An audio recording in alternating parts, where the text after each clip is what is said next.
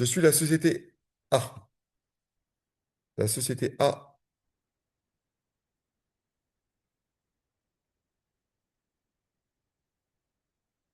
détient deux filiales. A et B. A produit un article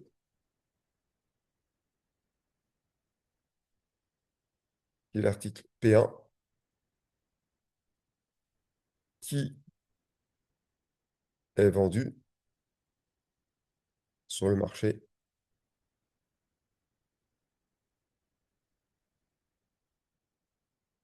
Alors, le coût de production, on va faire simple pour l'instant. Le coût de production, et après on verra au niveau supérieur, le coût de production est de 50 euros. Le prix de vente sur le marché,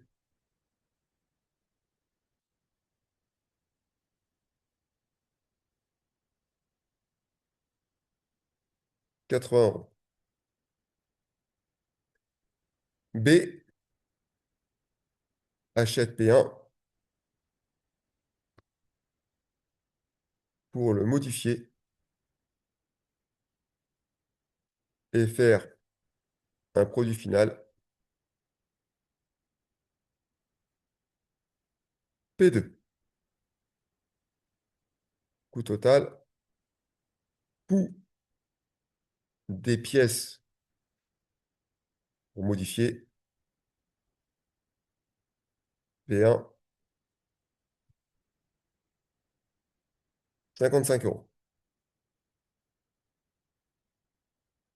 Le produit P2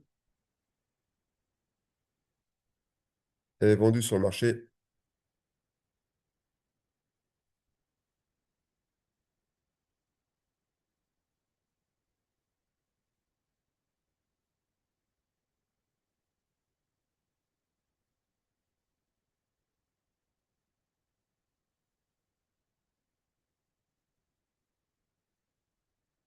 125 euros. Alors, la première question, quel est ou quel serait... Pourquoi j'ai ça à mon écran? Ok. La question, c'est déterminer le prix de vente minimum et maximum que que l'entreprise B, que l'entreprise A, pardon, peut vendre à V.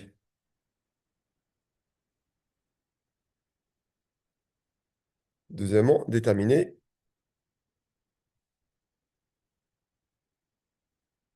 le prix maximum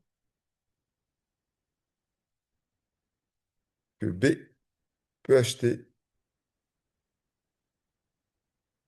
le produit A, le produit P1.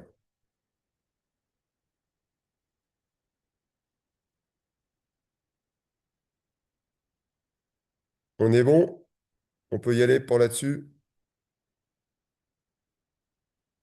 Alors, d'après vous, quel serait le prix maximum qu'on pourrait accepter? Quel est le prix maximum que pourrait être vendu pour l'un? Alors, P1, A peut vendre P1 à combien? A peut vendre P1 à B. Quel est le prix minimum et le prix maximum?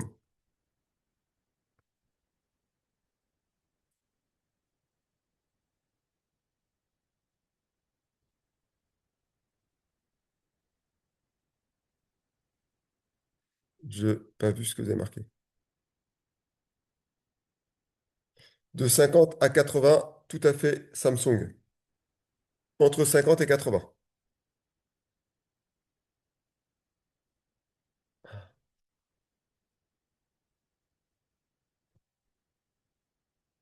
entre 50 et 80. Pour l'instant, je l'ai fait vite. Après, on fera un vrai cas. B peut acheter à combien? Peut acheter au maximum à combien?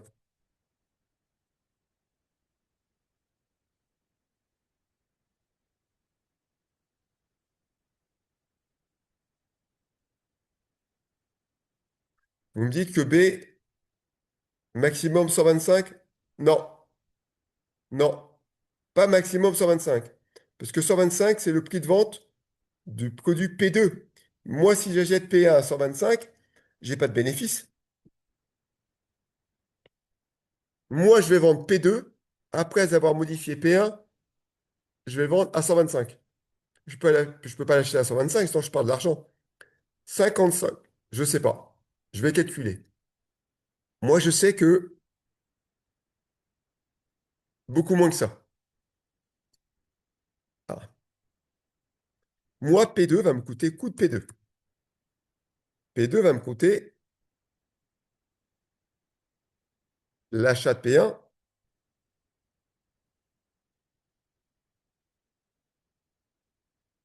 plus la modification que je l'apporte. Et moi, ma modification que j'apporte me coûte 55 euros. Et ça doit être automatiquement inférieur à 125. Parce que si c'est supérieur à 125, je perds de l'argent. D'accord? Moi, il faut que l'achat de la matière, que le produit P1, pardon, plus tout ce que je vais apporter comme modification, ne dépasse pas le prix du marché en revendant. Soit ici,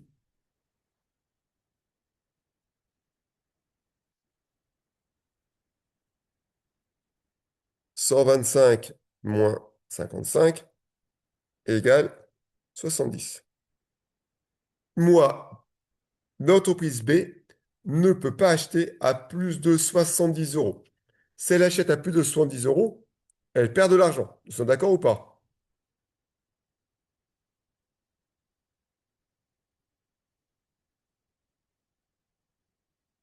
Oui, je vous fasse un petit tableau.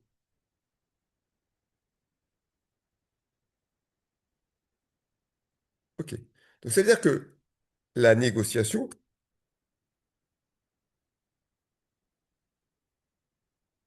est entre 50 coûts de production pour A et 70.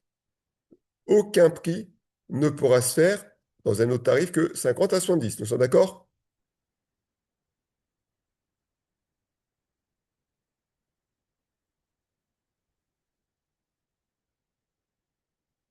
Alors, maintenant, si A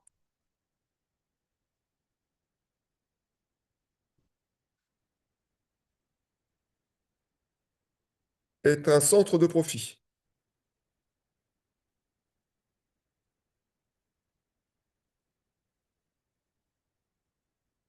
que va faire A?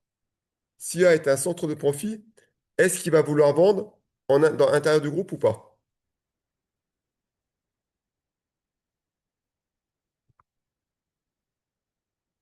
Alors, A refusera de vendre dans le groupe car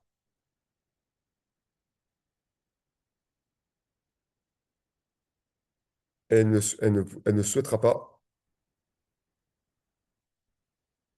perdre prix maximum de vente sur le marché 80, moins prix qu'on transfère 70, elle ne souhaitera pas perdre 10 euros par produit vendu. Si A est rentable, maintenant A est rentable,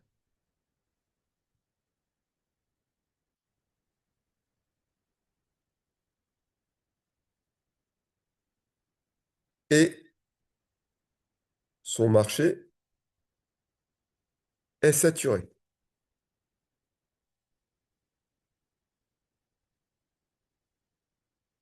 Le reliquat peut donc être vendu à B.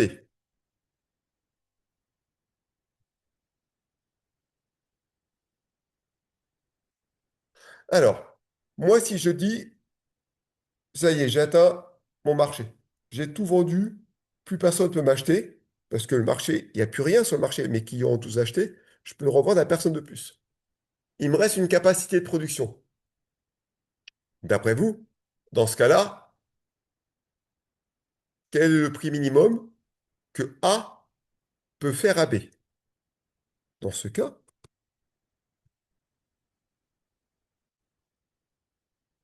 quel prix minimum, évidemment toujours un peu plus pour gagner un peu d'argent, A peut pratiquer pour le transfert vers B?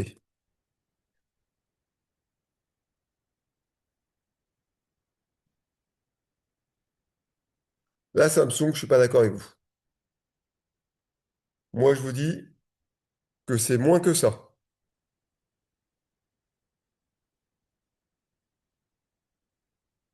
Et c'est même, non, ne me faites pas dire ce que j'ai pas dit, Samsung. J'ai pas dit ça. Rappelez-vous à une notion qu'on a vue également. C'est une notion qu'on a vue également. Elle remonte à très longtemps. Ça doit être la première ou la deuxième séance qu'on a vue ensemble.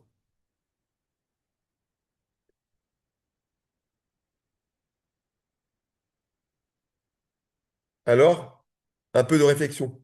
Je pourrais vendre minimum à quel prix?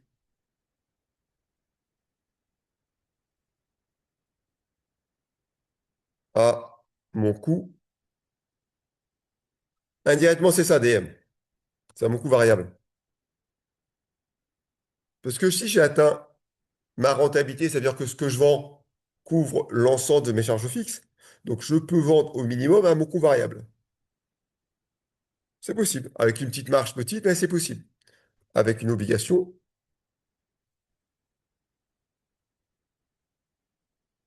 de, avec une obligation de d'achat, plutôt, d'un contrat minimum de vente.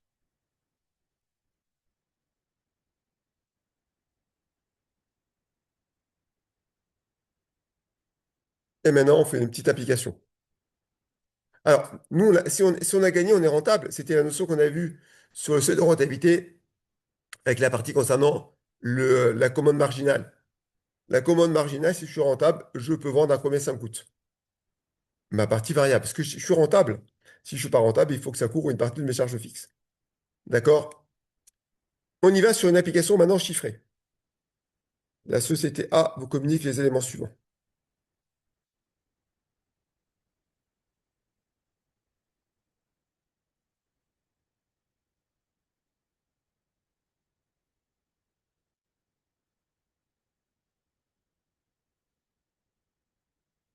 Alors, production. Alors, matière 1. Donc, si on a cette application, il y a de fortes chances que vous ayez à calculer un coût. Donc, il en a 4 à 3 euros. On a la main-d'œuvre directe, et ça sera un petit coût, hein, 2 à 25. On a le centre A-Pro, on a 4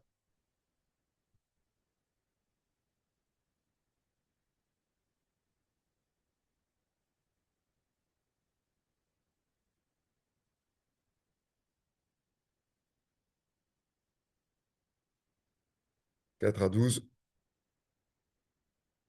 On a le centre prod, on a 2 au laser, 2 à 1,2. Et pour finir, on a le centre distribution, on en a 8. On en a un, c'est le produit à 3. Première question, calculer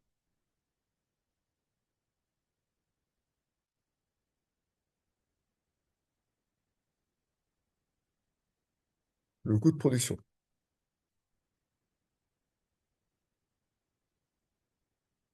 Petit 2, déterminer le prix de transfert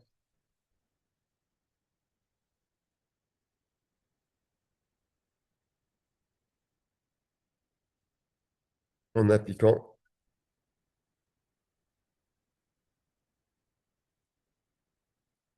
une marge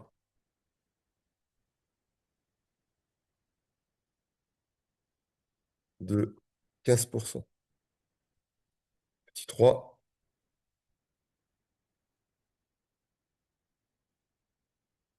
sachant que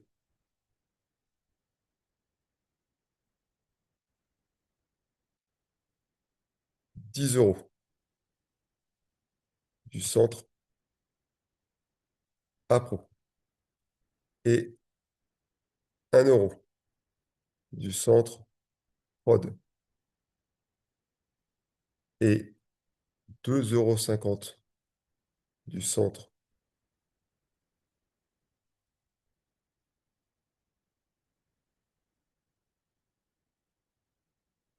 distrib sont fixes, déterminer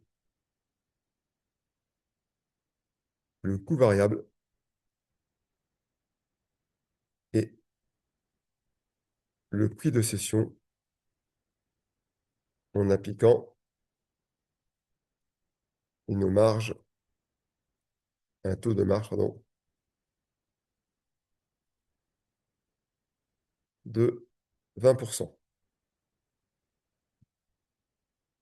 Petit 4,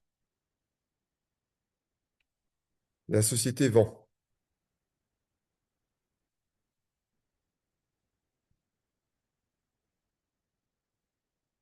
actuellement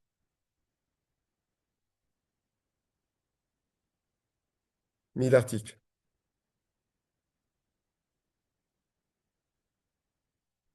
Alors 12, 52, 52, 52, 52, 100, 100, 100, 103, 106, 106 à 125 €. Son activité est saturée.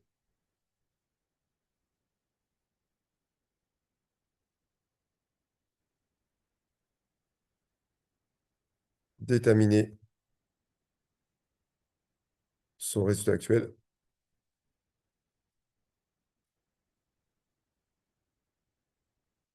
Déterminer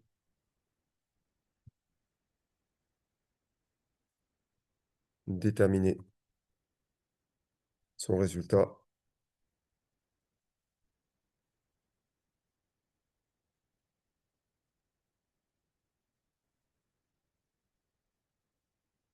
si elle vend 200 articles à sa filiale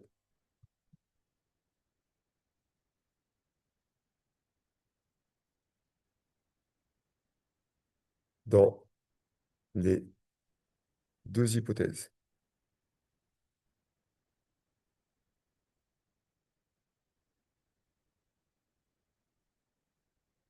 Petit 6,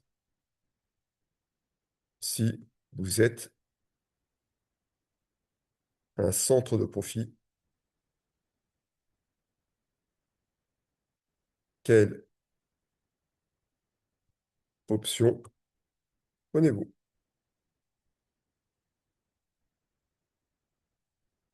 Voilà la tendance de ce qu'on pourrait avoir à l'examen.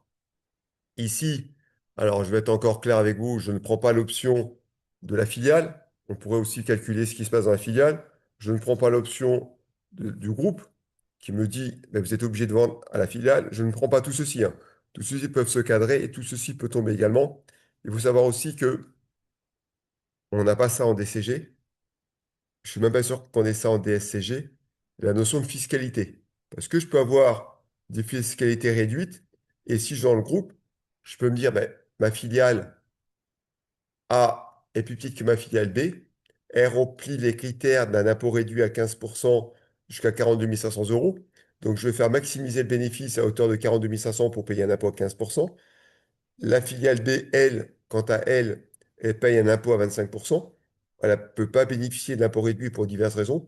Elles ne sont pas détenues directement ou indirectement par des personnes physiques à plus de 75%. Le capital n'est pas entièrement libéré. Il y a différents éléments qui font que je ne rentre pas dans cette fiscalité-là. Ici, ça ne m'intéresse pas pourquoi. Mais je peux optimiser la fiscalité aussi. Encore, on peut optimiser la fiscalité en mettant des holdings à l'étranger, dont le taux d'imposition est plus faible. Et on peut faire des prix de transfert qui sont élevés par la holding qui va maximiser du chiffre d'affaires à un taux d'imposition faible pour minorer les prix des sociétés en France dont le taux d'imposition est plus élevé. Donc ce prix de transfert peut être un élément de gains fiscaux, hein, d'accord? Donc c'est pas une notion qui m'intéresse. Enfin, ça m'intéresse, oui, pardon. C'est pas une notion de DCG qu'on doit avoir ici en contrôle de gestion. Mais elle est vraie. C'est ce que font tout le monde, ce que fait tout le monde. Donc nous, c'est pas une notion qu'on doit avoir. D'accord? C'est pas je ne la maîtrise pas. D'accord? C'est parce que c'est pas, c'est hors programme pour nous. Mais ayez ça en tête, c'est bien plus un aspect fiscal qu'on met en place que tout ce que je peux vous dire. Alors, on y va pour le premier. Première question. Si vous le permettez, je vais répondre en face ici. D'accord? Je vais essayer de griser cette colonne, si je me souviens comment on grise une colonne. Ah, je fais comme ça. Hop. Et je passe à côté pour les réponses.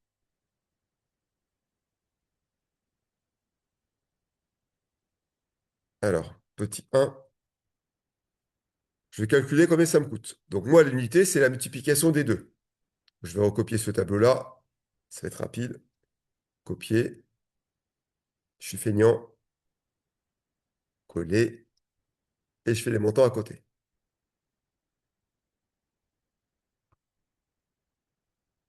J'espère ne pas m'être trompé sur mes calculs de tête.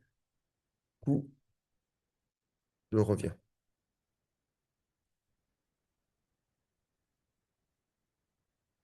Donc ici, c'est la multiplication des deux.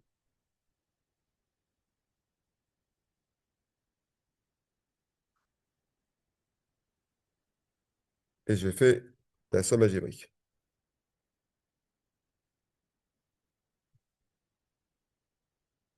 OK. Ici, c'est 1. Ici, ça reste 115,4.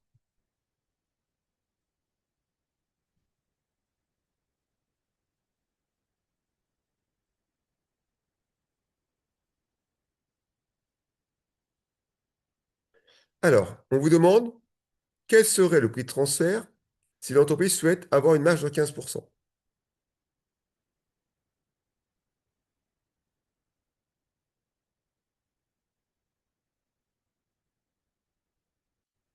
J'ai pu me tromper. Si je me suis trompé sur un élément, je vais le recalculer. Donc, mon prix de transfert, ça va être 115. Je me suis trompé. Je vais majorer, ça va se mettre 135. 115,4 fois 1,15. Oui, Julien. Donc ça va faire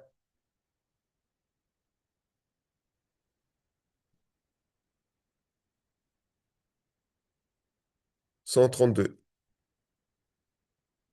Ici, je vais mettre 145. Moi, il a été négocié que je le vende à 132,71. Si je pars du coût variable, là, j'applique un coefficient de majoration en mettant plus 1%. Je vais prendre que les éléments variables.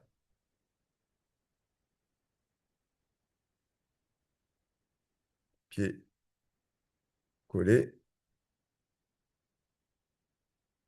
Alors, coût de production variable.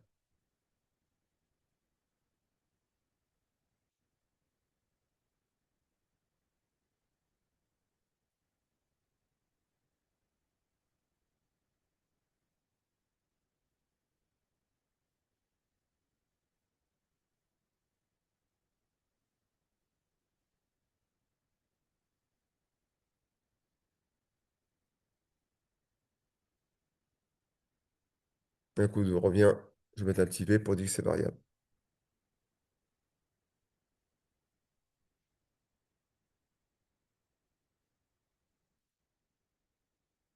Alors, la matière ne change pas. La main-d'œuvre ne change pas. Le centre apprend vous dit que sur les 12 euros, 10 est fixe, donc variable, il ne me reste plus que 2.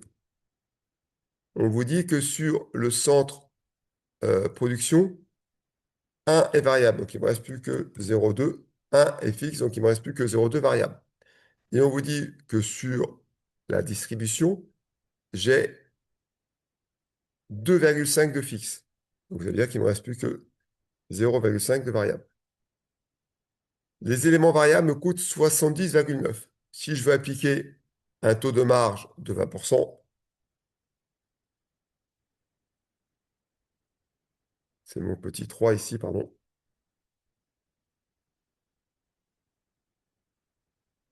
prix de transfert avec marge de 20%, je vais donc faire 70,9 fois 1,2. Si je fais mon calcul ici,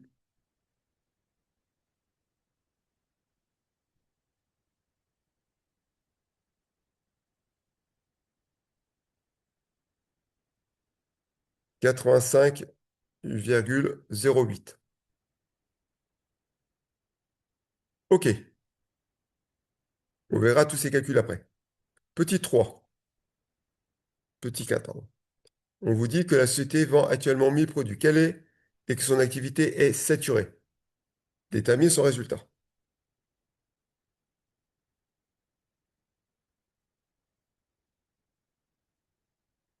Donc ici, je vais donc faire, je recopie cette ligne, pied, coller,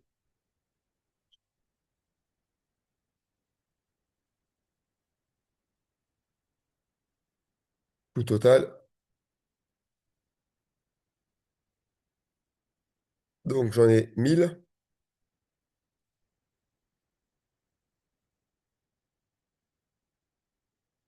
qui me reviennent à 115,4. Donc j'ai un coût total de 1000 fois 115,4.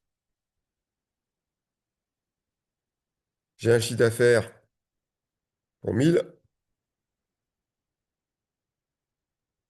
qui est vendu à 145 euros. J'ai donc un résultat, un chiffre d'affaires total, la multiplication des deux. J'ai donc ici, comment dirais-je, un résultat, la différence des deux, évidemment.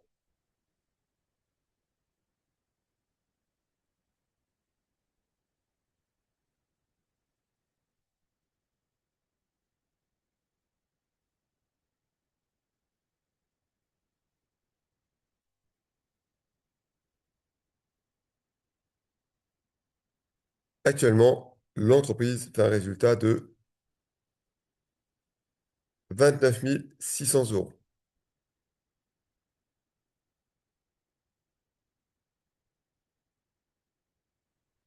Êtes d'accord avec ce que je viens de faire?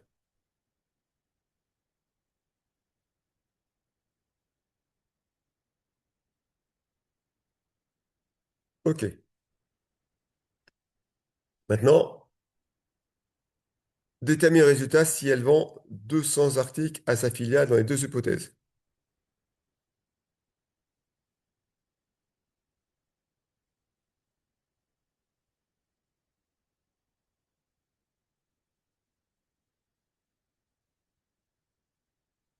Oui, on aurait été Manu. Non, Maë. On aurait été le prix de transfert, le prix de cession. Le prix de cession, c'est à l'intérieur d'un même groupe, comme d'une même société, pardon. Donc, entre le centre d'achat et le centre de production, entre le centre de production et le centre de, profit, de recettes. Donc, c'est à l'intérieur d'un même centre. Alors que le prix de transfert, généralement, c'est lorsque je transfère à une autre filiale du groupe. Mais globalement, on fait peu la différence. Il y a même des sujets où il y a des maladresses dans le terme des deux. Prix de cession interne, c'est qu'on est à l'intérieur, comme le 2 le dit, à l'intérieur de la même société. alors que le prix de transfert, on transfère à une autre entité.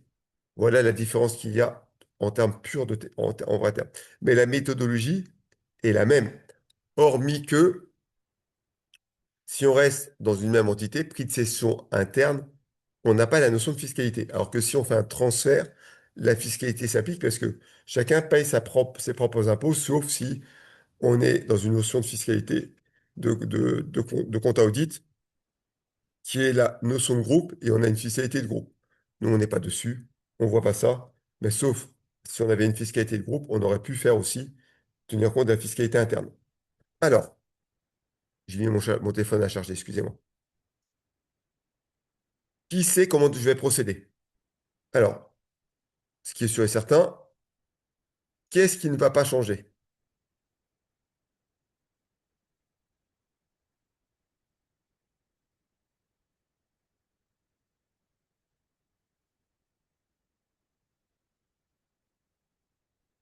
Qu'est-ce qui ne changera pas? Ce qui ne changera pas, c'est mon coût.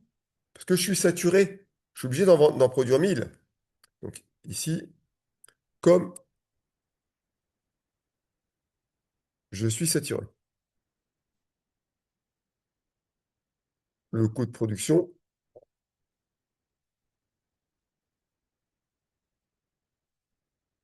reste le même. On doit simplement changer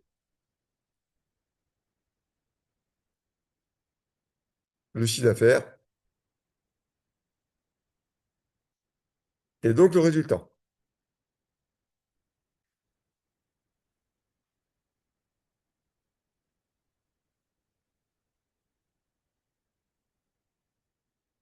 Eh bien, on repart du chiffre d'affaires, du coût total, pardon.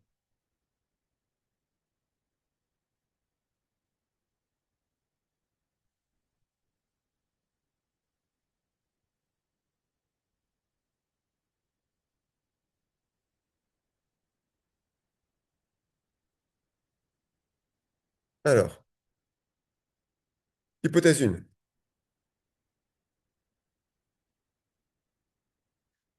Chiffre d'affaires, groupe, prix de transfert, ou PCI. PCI prend moins de place. J'en vends combien dans le groupe? 200. À quel prix? Le premier prix qu'on avait trouvé, 132,71. Mon chiffre d'affaires, c'est la multiplication des deux.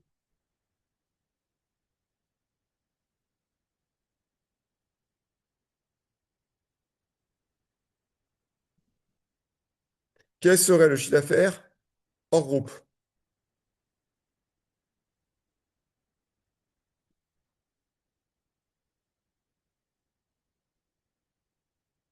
Je suis saturé.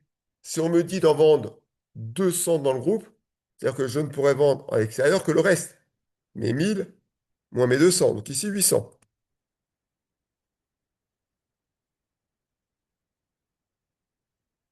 Vente hors groupe,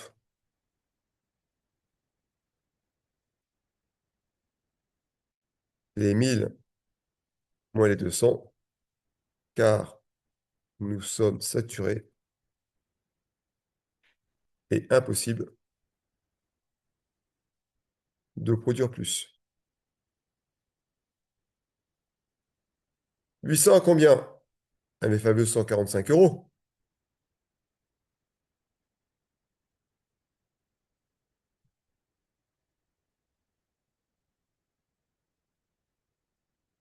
qui fait 116 000. Chiffre d'affaires total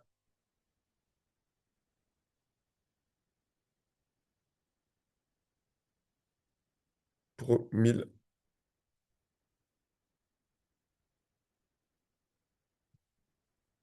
J'ai un chiffre de, soit en moyenne, j'ai vendu 142,54 €. Résultat, c'est mon chiffre d'affaires On met 1000 moins la quantité de mes coûts. Donc ici, 142 000 moins 115 000. J'ai un bénéfice de 27 000 qui a baissé. Moi, après, on va réfléchir sur la question. Êtes-vous d'accord sur mon calcul?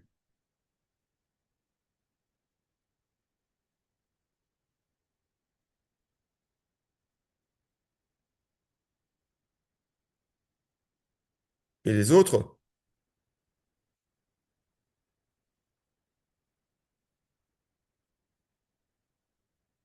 Ok, merci d'avoir répondu. Hypothèse 2. Je reprends ce tableau, copier-coller.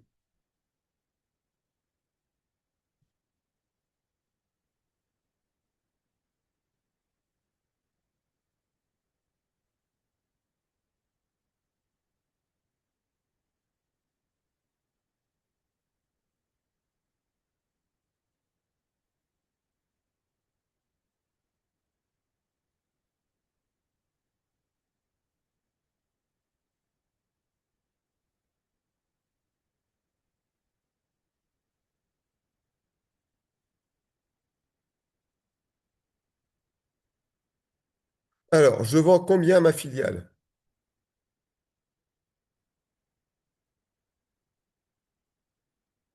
Maintenant, je vends à 80 et quelques. Je n'ai plus le chiffre en tête. 85,08. J'ai encore un bénéfice. Qu'est-ce qu'on vous dit? 6. Si vous êtes centre de profit, quelle option prenez-vous?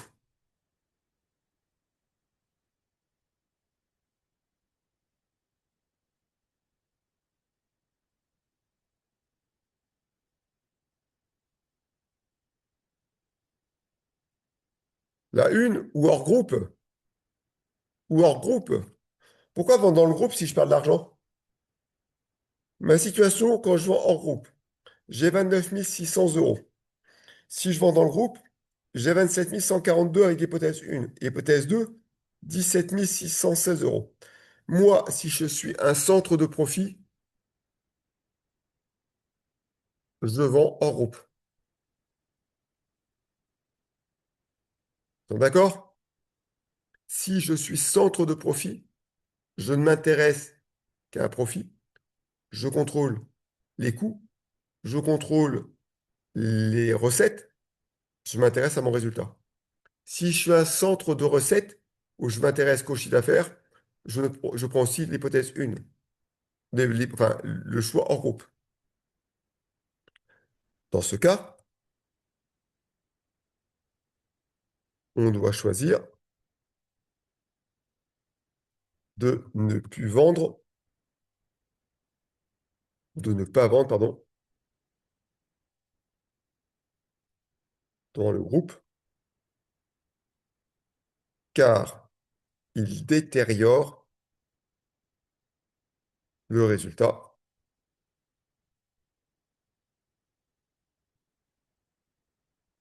ce qui est mon seul but. Je dis, c'est pas mon seul but dans la vie comme mon seul ami, hein. Si je suis centre de recettes, je choisis aussi vendre en groupe pour ne pas minorer mon résultat, pour ne pas minorer mon chiffre d'affaires. Bon, évidemment, tout ceci, il y a un revers. Question 7.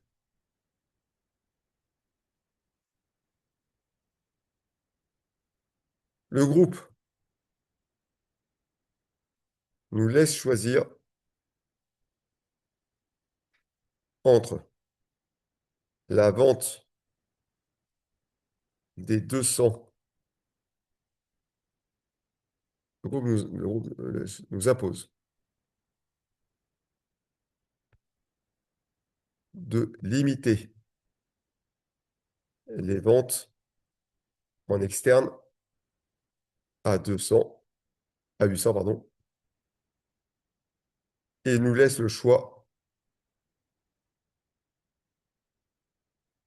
de vendre ou de ne pas vendre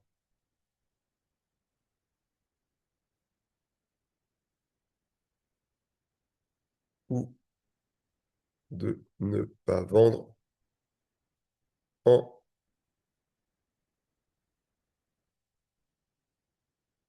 dans le groupe.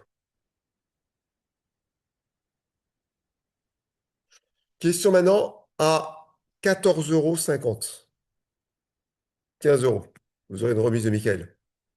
Michael, tu m'as entendu? Prends des risques. Je vais faire augmenter les coûts de l'école, du centre. Mais t'inquiète pas. Je, je mesure le risque, Michael. J'ai mesuré le risque. Tu fais même pas un sourire comme moi je suis marrant dans ma blague.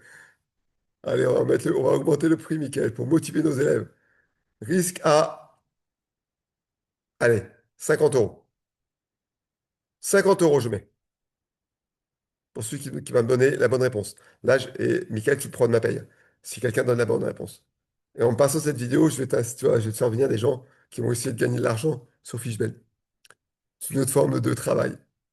Maintenant, la question c'est déterminer avant tout, on va déterminer le résultat en vendant que hors groupe.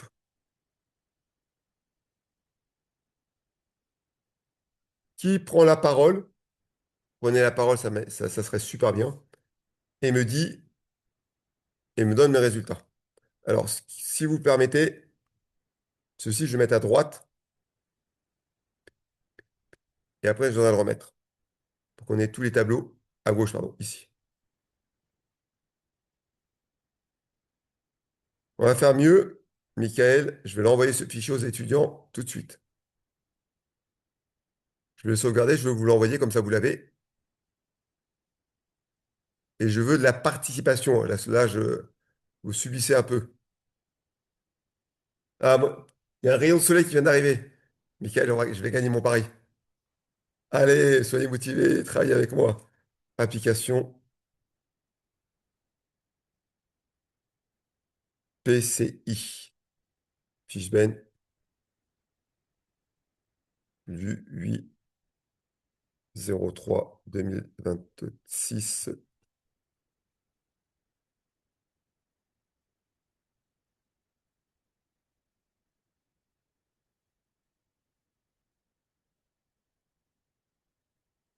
Je crois, je suis obligé de fermer la fenêtre un instant pour vous envoyer le fichier. Et après, je le remets à l'écran. Tant que je ne ferme pas, je ne peux pas envoyer de fichier. Le fichier est envoyé. Je vais pouvoir le réouvrir le mien.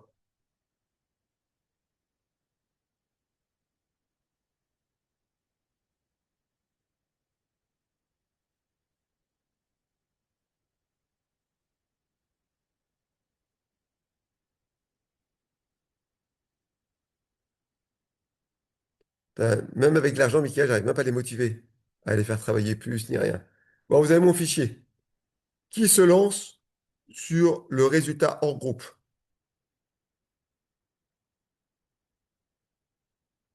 Qui prend la parole? Ça veut dire, je répète, hein. Bon, c'est faisable, évidemment, sinon je ne lance pas ça. Je vends que 800 hors groupe. Qui me dit comment faire?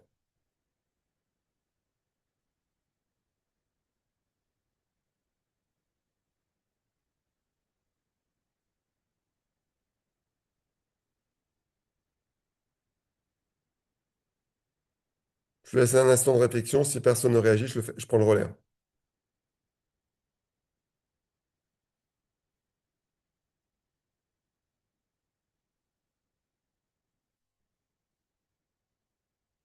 Personne ne veut travailler? Encore quelques instants de réflexion.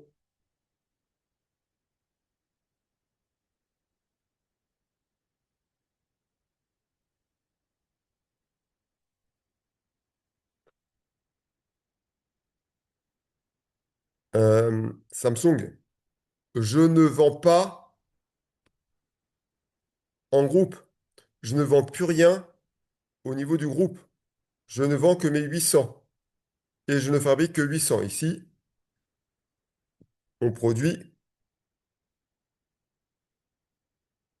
et on vend 800.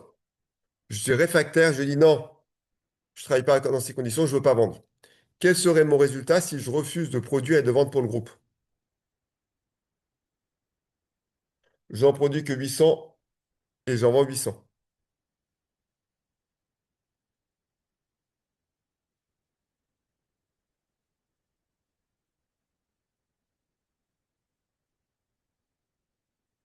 Alors,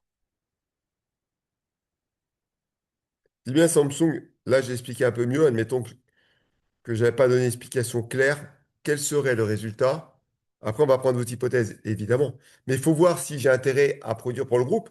Peut-être que si je ne produis pas dans le groupe, je gagne plus.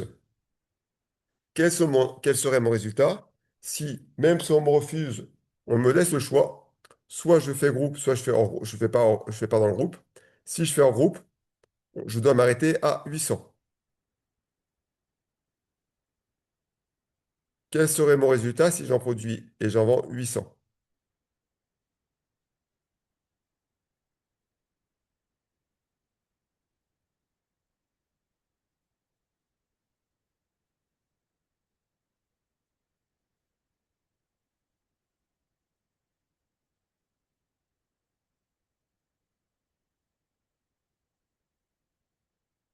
Non, Samsung, non.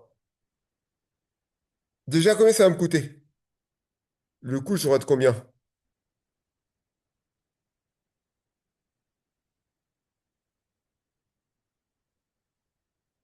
Combien va me coûter mes 800?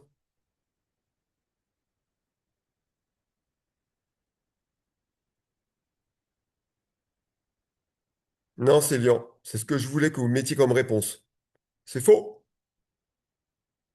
Parce qu'une charge fixe est fixe, quel que soit mon volume de production. C'est là où je voulais que vous trompiez. Il faut que je parte de ma partie variable, ici, et que je rajoute mes charges fixes. Donc, on y va. Donc ici, le coût total, c'est coût variable des 800 et le coût fixe total.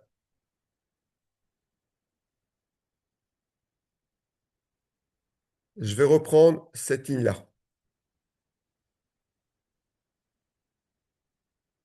Copier, coller,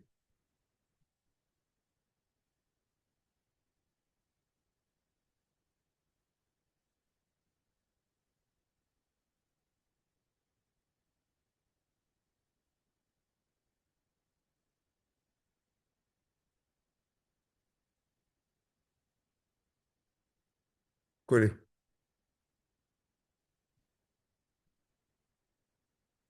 Coût variable pour 800.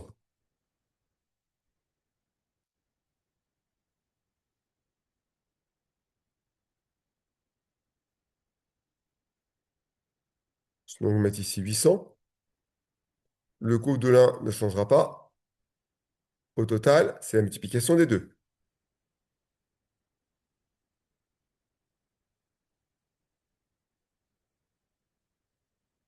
Moi, le coût fixe, il était fixe. Il n'est pas lié à mon volume de production. Donc ici, j'aurai les coûts fixes. J'aurai le centre APRO. C'est ça, APRO production pour la partie fixe. Le centre production pour la partie fixe. Et le centre distrib pour la partie fixe. C'est-à-dire pour 1000 produits. Moi, on m'a donné un coût standard pour un produit, mais là, j'en ai 1000. Il faut que je ramène à 1000 de nouveau, parce que la partie fixe ne change pas, quel que soit mon volume de production. On me disait, c'est marqué au-dessus. Tatati, tatata, titaté, c'est marqué où déjà? C'est marqué 10. euros de partie fixe, 1 € de fixe et 2,50. 10, 1 et 2,50.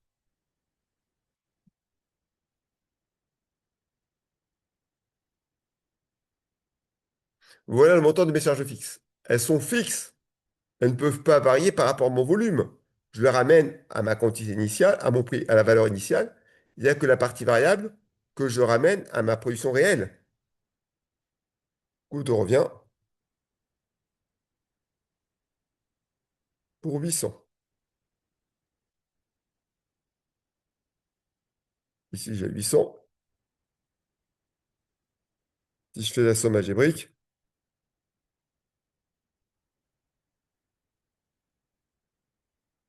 et à l'unité,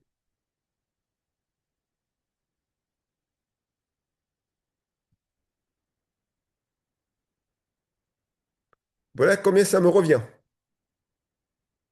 Chiffre d'affaires, on le connaît. Pour 800. 800, on vend hors groupe à 145. Euh, il y a un problème quelque part. Pourquoi j'étais à 117 et je suis maintenant à 87? Pourquoi je suis à 117 et 187? Il y a un problème sur un chiffre. Lequel?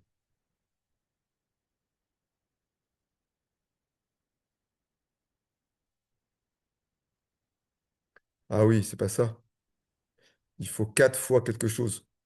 Il faut que je prenne ces multiplicateurs. 4, 2, 1. Il faut que je tienne compte du 4, du 2 et du 1. Donc c'est 1000 fois 4, parce que j'ai besoin de 4 matières. J'ai besoin ici de 2, 1000 fois 2,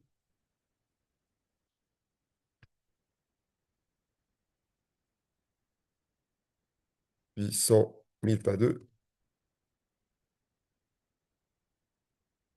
Ici, c'est bien 1000 fois 1. 800 fois 1000 fois 1. Ça me paraît plus logique. Mon coût a un peu augmenté. Je suis moins, donc je suis bien entre 110,9 et mes 115, 126. C'est pas normal encore. Si, c'est normal. Mon coût a augmenté, c'est normal. J'en produis moins, donc ça me coûte plus cher. Moins je produis, plus ça me coûte cher à produire. Résultat,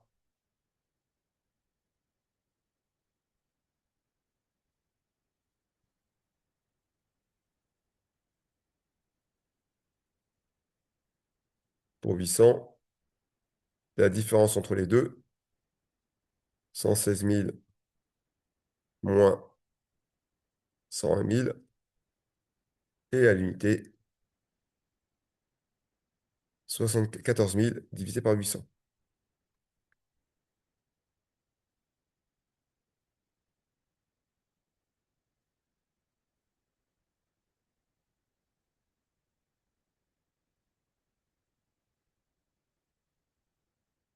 Voilà ma situation.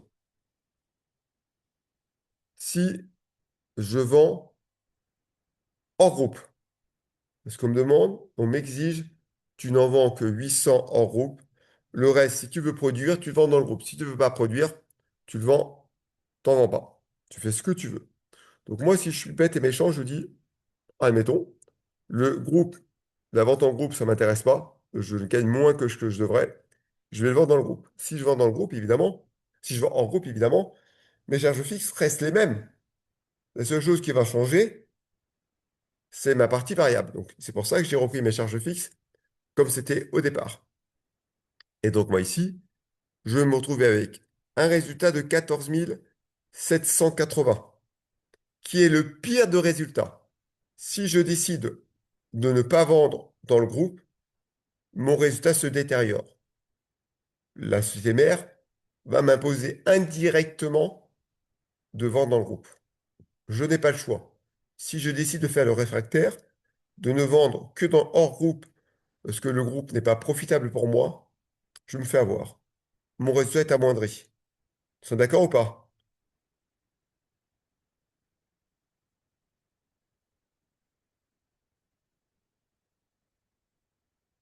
OK. D'ici, on constate que si l'entreprise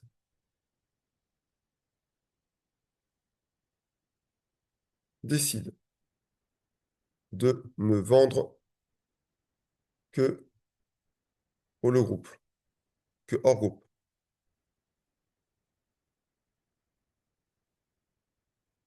comme les charges fixes restent fixes, le coût de revient augmente, et donc,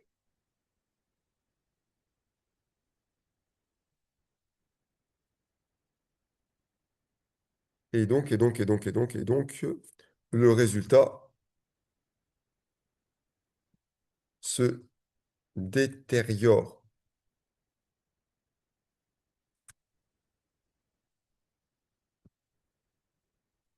Il est donc préférable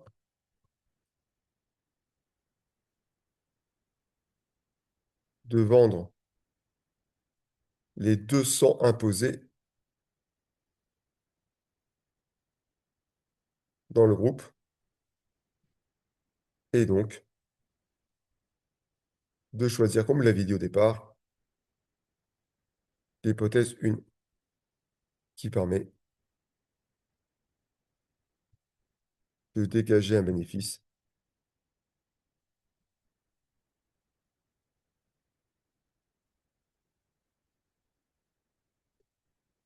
de 27 142 euros. OK pour vous?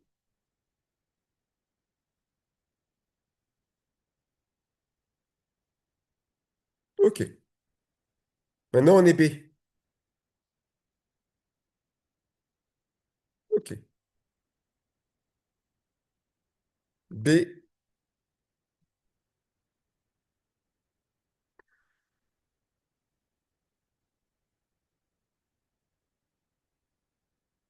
modifie le produit.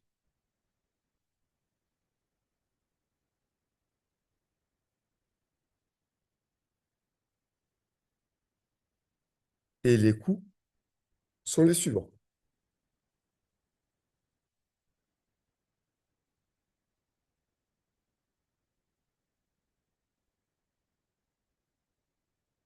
Je vais faire simple. Je reprends le tableau qui est là et je vais modifier légèrement. Copier,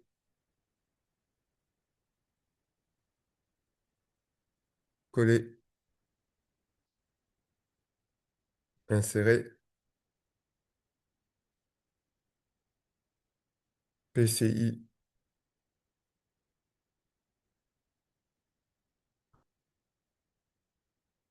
il en faut un.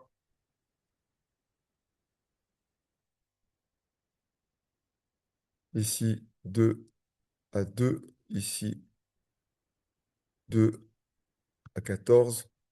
Ici, 3 à 10. Ici, 1 à 1. Ici, 1 à 2. 28, 28, 32, 32, 52, 52, 60, 60, 200. Prix de vente,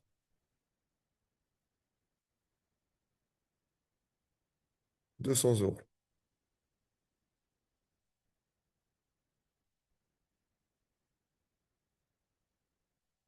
Le marché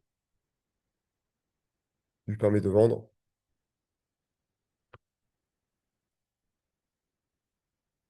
1500 produits.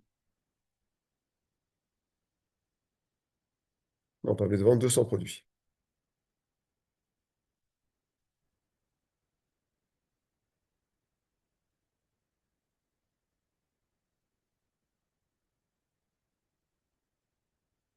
Le prix d'achat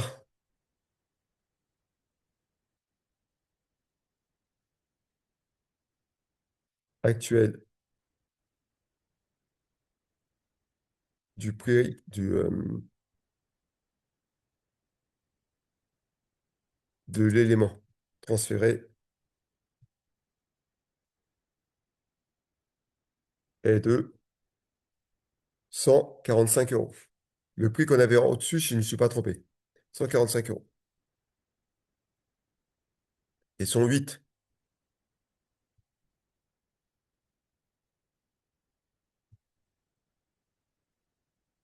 Calculer le résultat actuel de B. 9. Calculer le résultat de B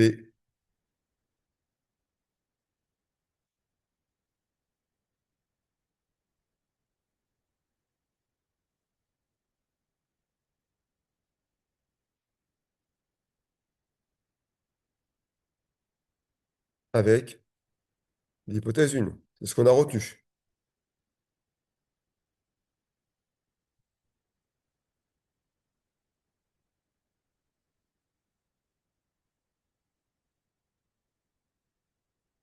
Question 10. Que pouvez-vous conclure?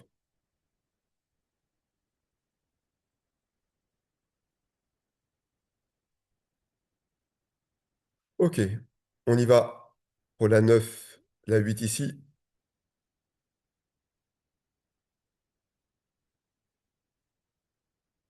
Alors, je reprends mon petit tableau qui est là, comme tout à l'heure, copier, que je mets ici, coller. Je mets ici les montants.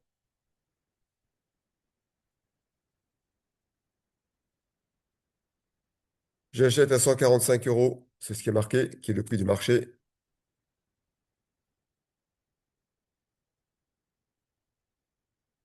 Et je fais mes coûts de revient. Donc 1 fois 145 pour le premier.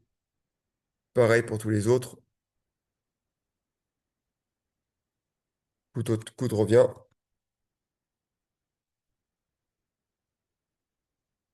pour 1.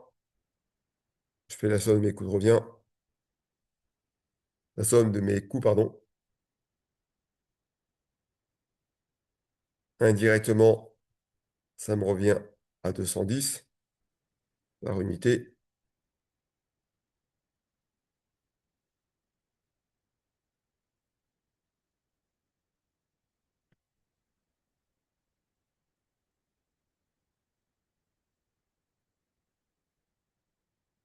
Coût de revient total.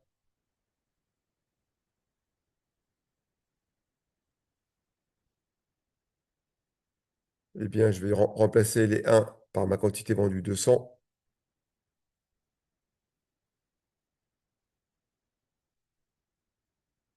Le prix unitaire ne change pas. Et combien ça me revient? C'est le prix unitaire de revient fois la quantité que j'ai vendue. Chiffre d'affaires, j'en ai vendu 200 à un prix de vente de 200 euros,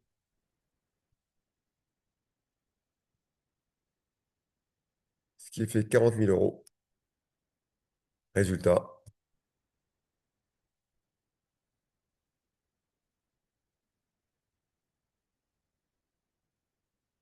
pour 200,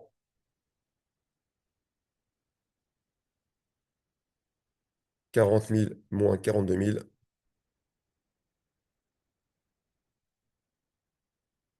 j'ai perdu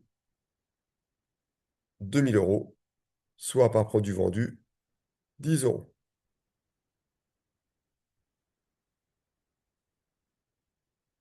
Si B est un centre de profit, ils doivent arrêter. Ils ne font pas de profit. Si B est un centre de profit, ils doivent absolument arrêter. On va marquer ceci. Si B est un centre de profit,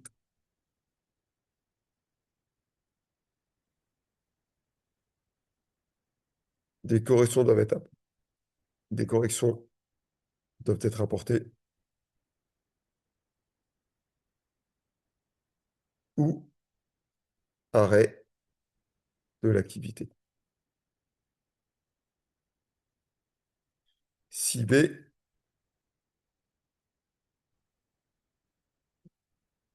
si B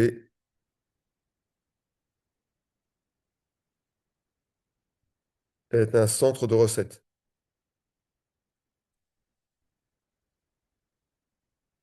il peut continuer si l'objectif du chiffre d'affaires est atteint.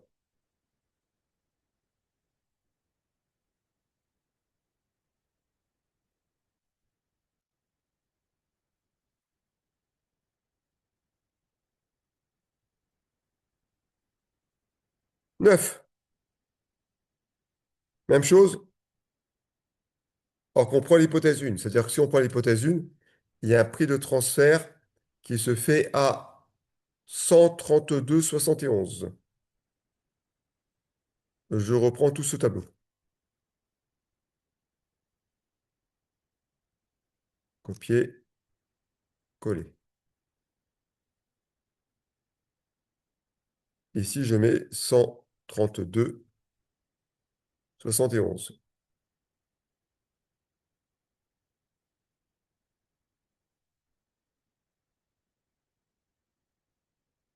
On vend toujours à 200.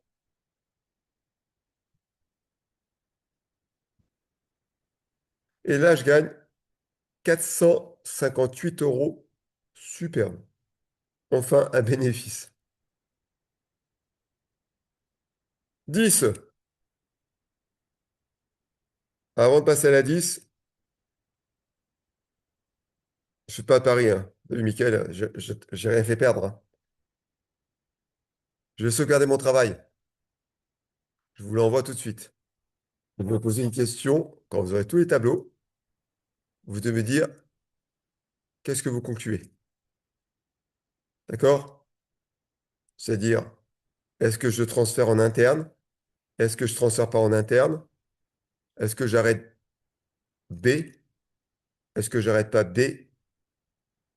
À vous de me dire la meilleure solution en tant que groupe, en tant que société mère. Je repartage mon écran avec vous dans une seconde. Le temps de rouvrir mon fichier et d'aller sur partage.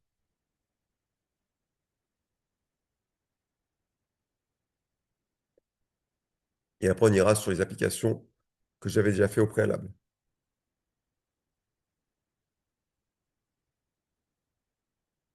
Laissez un instant de réflexion, comme si vous deviez conclure. Donc, ne concluez pas dans la précipitation.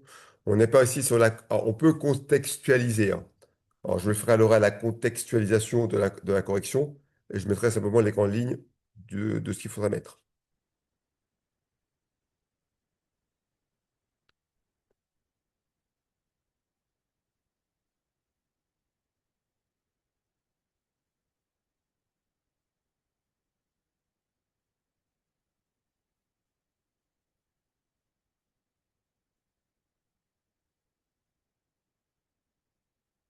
Je vois que vous réfléchissez beaucoup, c'est bien de réfléchir.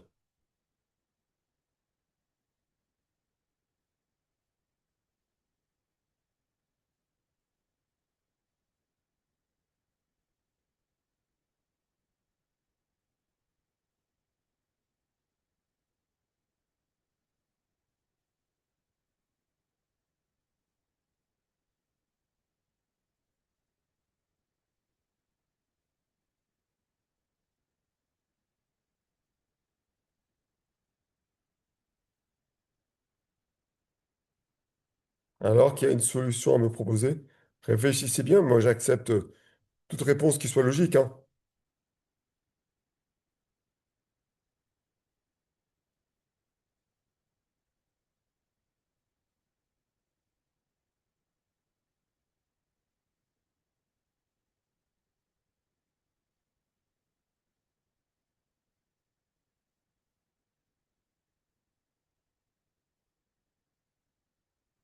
Te lancer sur une réponse ne mange pas de pain.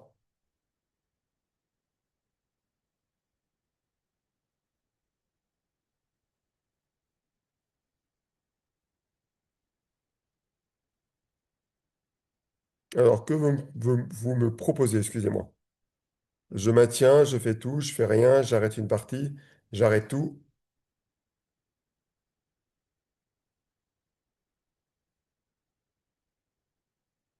Pourquoi?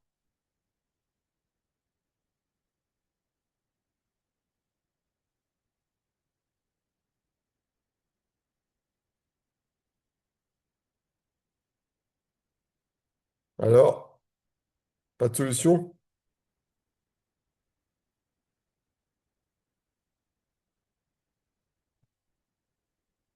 Ah, un petit commentaire.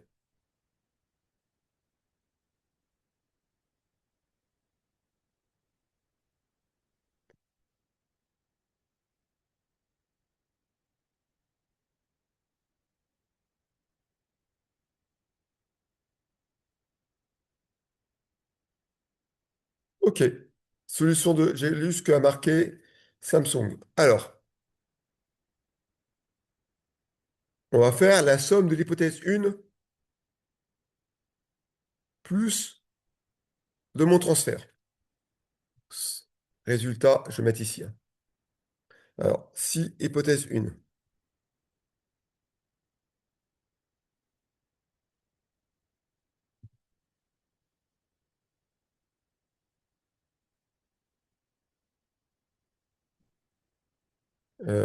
on va mettre ici A,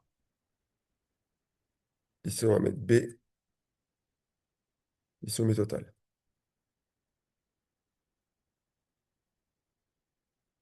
Résultat. Je vais modifier ma faute d'orthographe, vous inquiétez pas.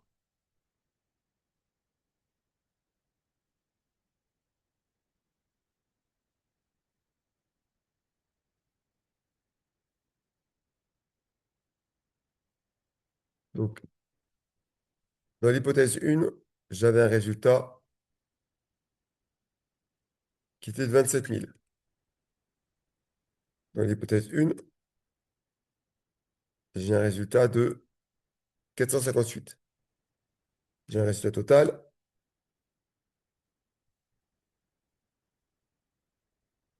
Actuellement,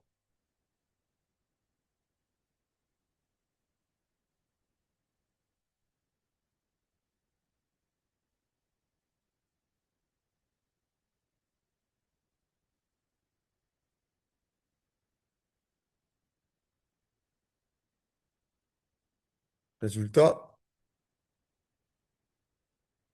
A, donc c'était mon résultat avant l'hypothèse 1, a gagné 29 000. B était à moins 2 000. Résultat,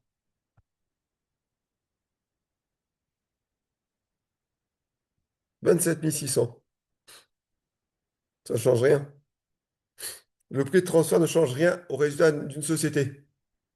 Pourquoi? Parce que ce qui est une charge pour l'un est un produit pour l'autre. Le prix de transfert ne change rien à rien dans les résultats. Rien n'a rien n'a rien dans un résultat groupe. Ils sont d'accord? Je viens de vous le prouver.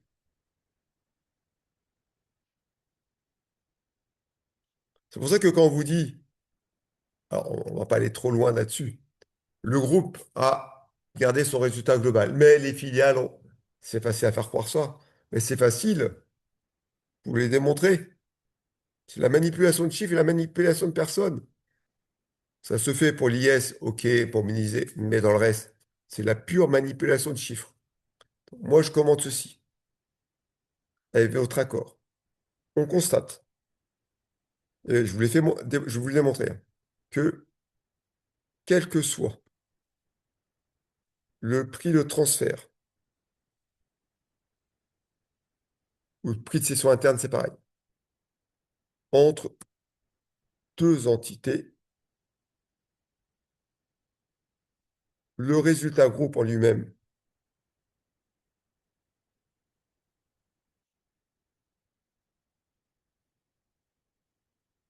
ne change pas.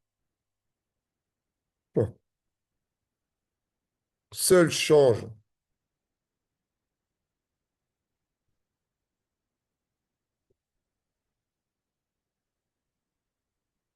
au niveau des résultats des différentes entités.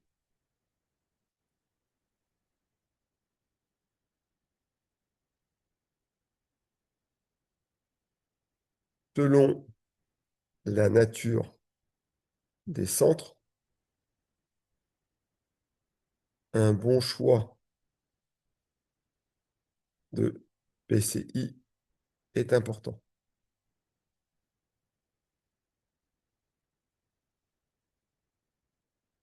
Attention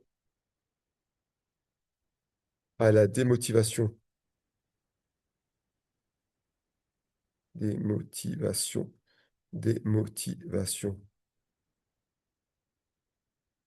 de certains centres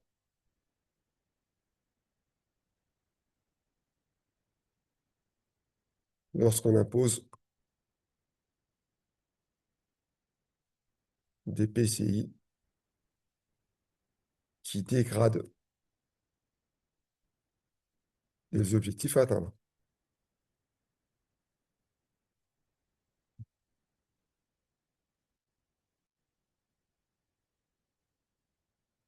Risque de conflit dans le centre, risque de conflit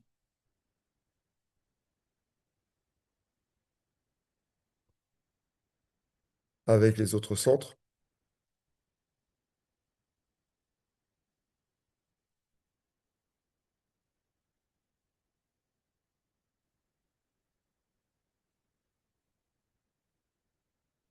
Alors, la notion de fiscalité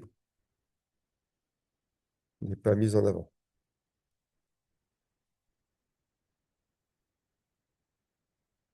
Normalement, c'est ce qu'on fait, hein.